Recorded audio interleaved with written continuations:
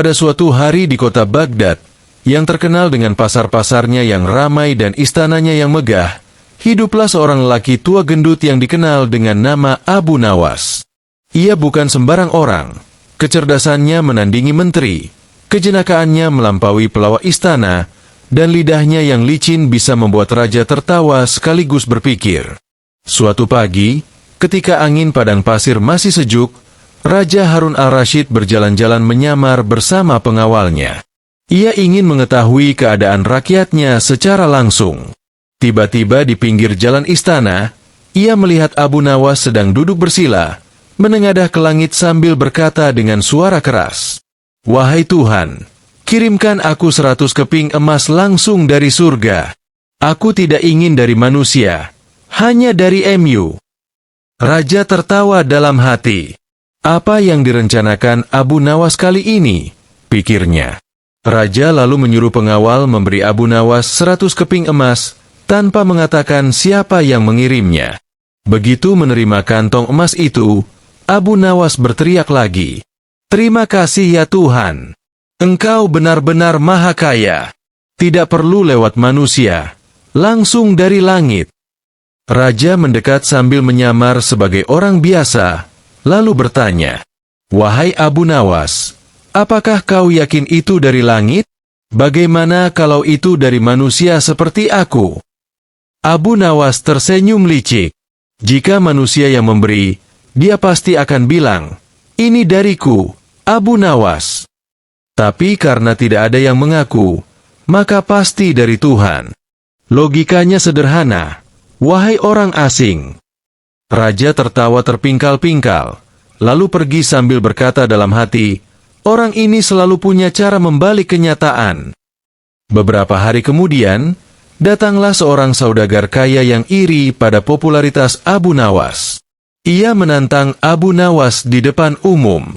"Wahai Abu Nawas, jika engkau memang secerdas itu, cobalah buktikan dirimu. Aku akan memberimu 50 dinar jika bisa menjawab satu teka-teki." Abu Nawas menjawab, "Jika aku bisa jawab, kau beri 50 dinar. Kalau aku tak bisa, aku beri kau 1 dinar. Adil?" Saudagar, "Setuju." Lalu ia bertanya, "Apa yang bisa terbang tanpa sayap, menangis tanpa mata, dan menyentuh tanpa tangan?"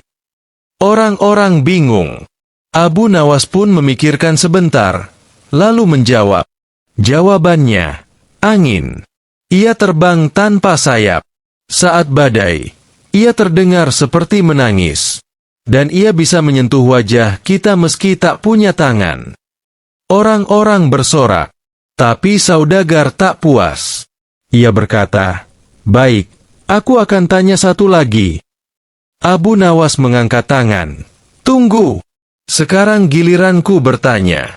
Jika kau bisa jawab, aku beri 1 dinar. Jika tidak, kau harus beri aku 50 dinar." Saudagar setuju. Abu Nawas lalu bertanya, "Apa yang jika dikunci tidak bisa dibuka, tapi jika dibuka bisa terkunci selamanya?" Saudagar bingung. Ia berpikir keras hingga berpeluh. Akhirnya ia menyerah dan memberikan 50 dinar. "Apa jawabannya?" tanya saudagar penasaran. Abu Nawas berkata, "Mulut. Jika dikunci, orang tak bicara. Tapi jika dibuka tanpa kendali, bisa membuatnya terkunci di penjara." Orang-orang tertawa. Sang saudagar diam tertunduk. Ia baru saja dikalahkan dengan jenaka dan bijaksana. Suatu hari, istri Abu Nawas pulang membawa sepiring kue dari istana. Ia berkata, "Ini dari raja, untuk rakyat miskin seperti kita." Abu Nawas mendadak curiga. "Tunggu, ini pasti bukan dari raja. Mungkin dari dapur istana yang ingin menguji sesuatu." Benar saja, keesokan harinya, datang utusan istana. Raja ingin tahu siapa yang berani memakan kue berisi obat tidur itu. Karena kemarin ada pencuri makanan di istana. Abu Nawas berkata santai, "Kue itu tidak kami makan.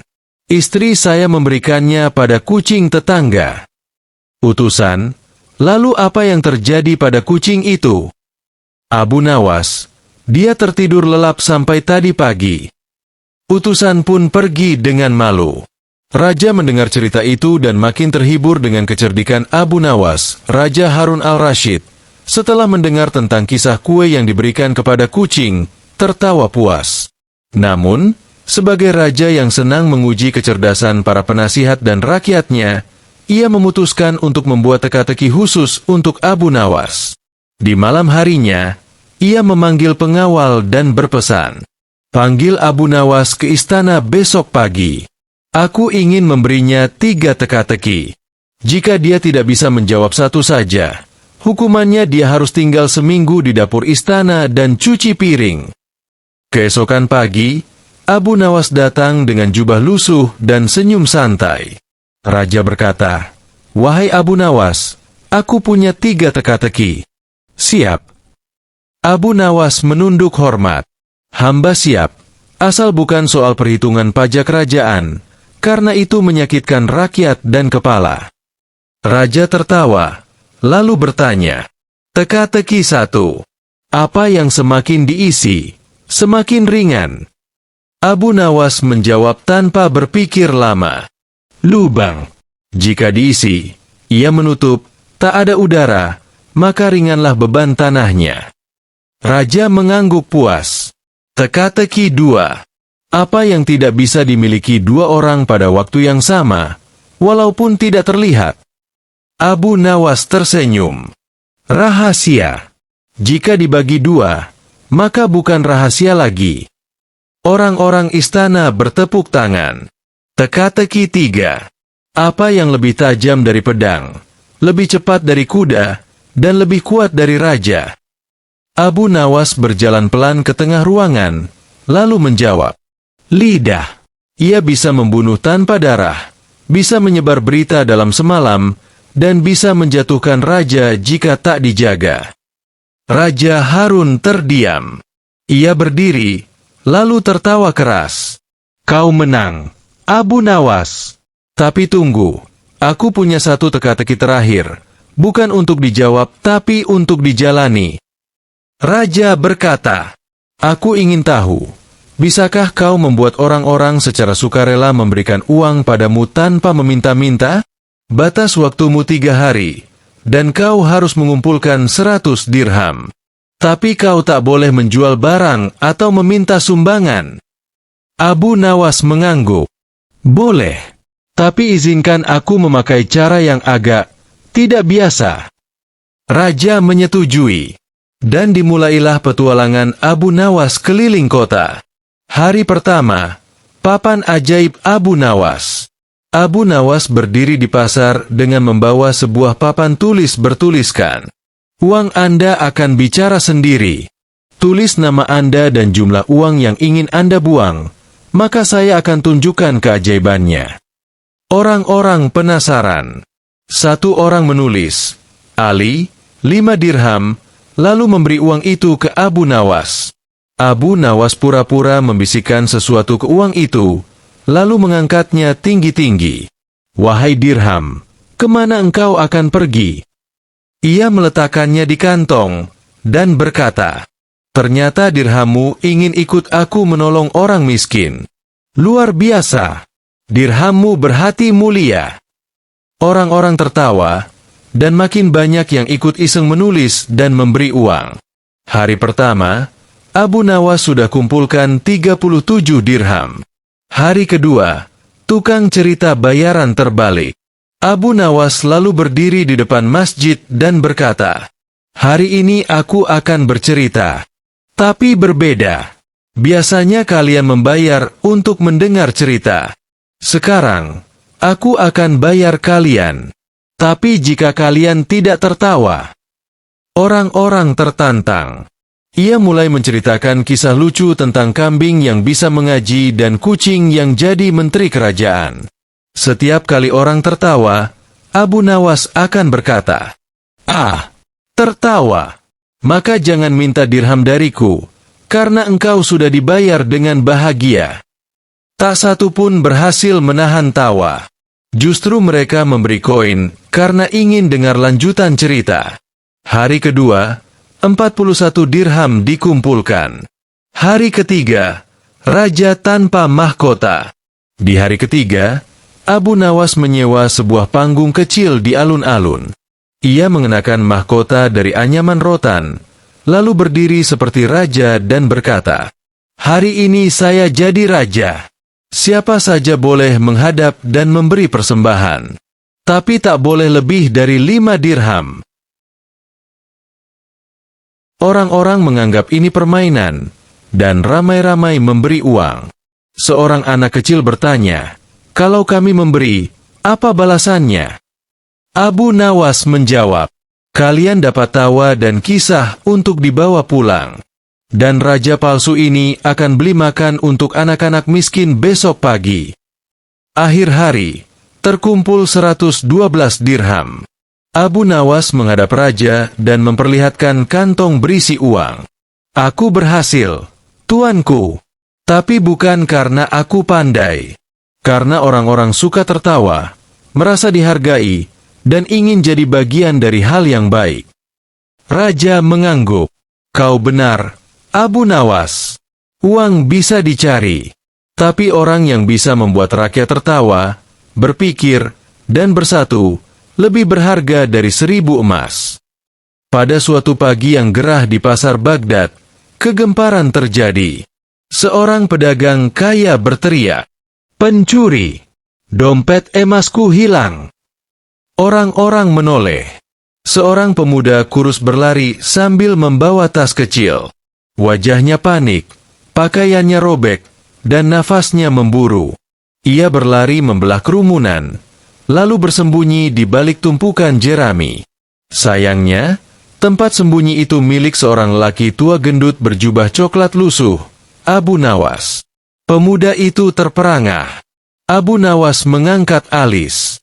"Anak muda, kau pencuri." Saya hanya lapar," bisik si pemuda. "Saya tidak tahan lihat uang emas itu. Tapi saya menyesal." Abu Nawas menatapnya dalam-dalam. "Berikan padaku dompet itu. Cepat." Si pemuda menyerahkan dompetnya. Tak lama kemudian, para pengawal datang. "Wahai Abu Nawas, kau lihat pencuri emas." Abu Nawas tersenyum lebar. "Pencurinya? Tentu tidak. Tapi ini, dompet emasnya, saya temukan di bawah tempat jualan semangka. Mungkin terjatuh." Para pengawal terkejut, mengambil dompet itu dan memuji Abu Nawas. Si pedagang berterima kasih sambil memberi 2 keping emas.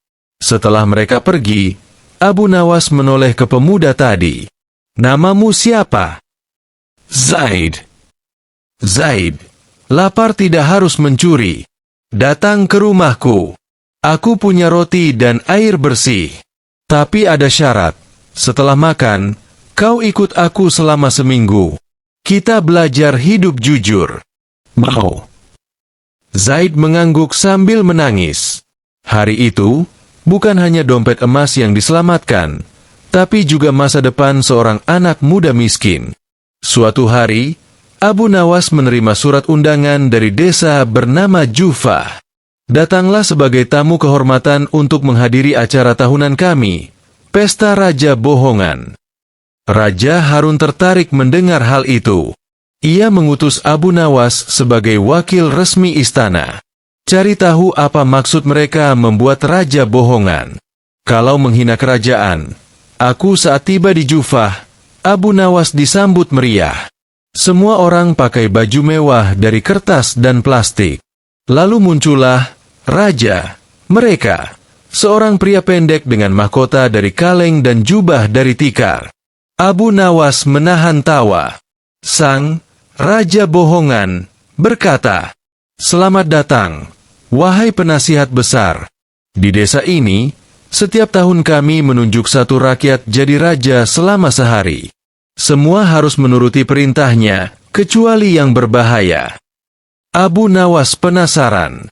"Kenapa kalian lakukan ini?"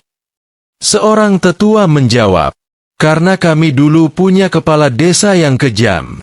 Tapi sejak ada tradisi ini, orang belajar jadi pemimpin dengan adil dan lucu.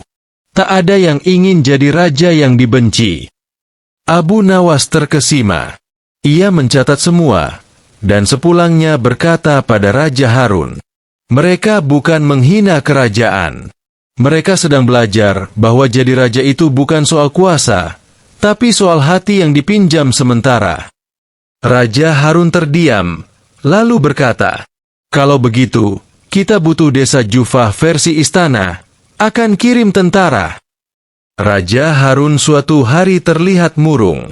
Ia berkata pada Abu Nawas, "Buatlah satu teka-teki, bukan untuk kuis atau main-main, tapi yang membuat hatiku sadar bahwa aku manusia, bukan dewa." Abu Nawas terdiam. Lalu ia berkata, "Baik, tapi aku akan kirim jawabannya lewat orang lain. Bukan sekarang." 3 hari kemudian, seorang bocah datang ke istana. Ia menyerahkan selembar perkamen bertuliskan, "Apakah yang selalu kita kejar, tapi justru menjauh setiap kali kita berpaling darinya?" Raja berpikir, tahta? Kekuasaan? Cinta?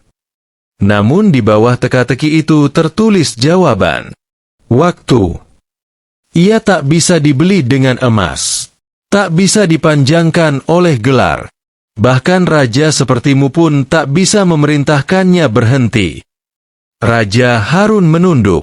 Butiran air mata jatuh ke permadani istana. "Abu Nawas, kau membuatku menang. Tapi kali ini dengan kekalahan yang membebaskan." Pasar ajaib di Baghdad. Pada musim semi yang sejuk, Raja Harun al-Rashid mendengar kabar bahwa Abu Nawas sedang menjual angin di pasar. Terkejut dan penasaran, sang raja langsung turun tangan sendiri. Saat ia tiba di sana, terlihat Abu Nawas berdiri di atas peti kayu sambil mengangkat botol-botol kosong. "Siapa yang ingin membeli angin musim semi asli dari padang pasir?" serunya lantang. Orang-orang mulai berkumpul, mengira ini pertunjukan baru. Tak disangka, seorang saudagar bodoh berkata, "Berapa harganya sebotol angin?" 5 dirham. Tapi jika Anda benar-benar menyayangi istri Anda akan beli 2. Untuk dia dan ibunya. Si saudagar membeli. Orang-orang tertawa, tapi Abu Nawas berkata, "Angin ini bukan angin biasa. Ia tak terlihat, tak berbau, tapi bisa membuat istri Anda berkata, 'Suamiku romantis.'" Akhir hari, Abu Nawas mengumpulkan lebih dari 70 dirham. Raja lalu bertanya, "Wahai Abu Nawas, apa maksud semua ini?" "Tuanku, kadang rakyat ingin ditipu, asal bahagia. Tapi lihat, aku tidak mencuri. Aku hanya menjual ilusi, seperti penyair menjual harapan. Dan mereka membeli dengan rela. Bukankah itu lebih jujur dari mereka yang membeli kekuasaan dengan dusta?" Raja tertegun. "Sekali lagi, kau menang dengan kata." Rasa iri sang permaisuri. Permaisuri Zubaidah suatu hari berkata, "Aku ingin tahu kenapa rakyat sangat mencintai Abu Nawas. Apa dia tampan? Tidak. Kaya? Tidak. Punya jabatan? Tidak." Maka ia menyamar sebagai pengemis wanita, membawa keranjang kosong dan wajah sedih, lalu berjalan ke rumah Abu Nawas. Saat tiba, ia berkata pelan, "Wahai Abu Nawas, aku lapar. Suamiku meninggal, anak-anakku menangis." Abu Nawas menatapnya. Ia tahu itu bukan pengemis biasa. "Masuklah. Tapi izinkan aku menceritakan kisah tentang seorang ratu yang lapar, bukan karena perut, tapi karena kasih sayang rakyat." Permaisuri terdiam. Abu Nawas berkata, "Rakyat mencintaiku bukan karena aku sempurna, tapi karena aku di antara mereka. Aku ikut tertawa, ikut miskin, ikut lapar. Aku bukan di atas mimbar, tapi di bawah naungan pohon kurma bersama mereka." Permaisuri pulang dalam diam. Malam itu ia memeluk suaminya dan berkata, "Yang mulia, aku ingin rakyat kita mencintai kita, bukan karena takdir, tapi karena teladan." Suatu hari, Abu Nawas mengumumkan, "Besok adalah hari terbalik.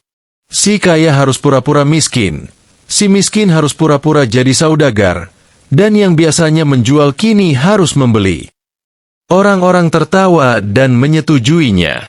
Keesokan harinya, suasana pasar kacau tapi lucu.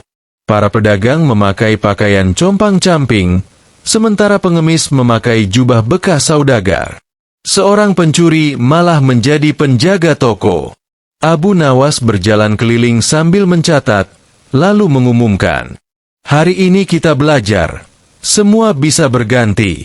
Jangan sombong jika kau berada di atas. Esok kau bisa di bawah." Raja mendengar kabar itu dan mengakui, jika pasar bisa berubah dalam sehari, maka hati manusialah yang harus paling siap berubah.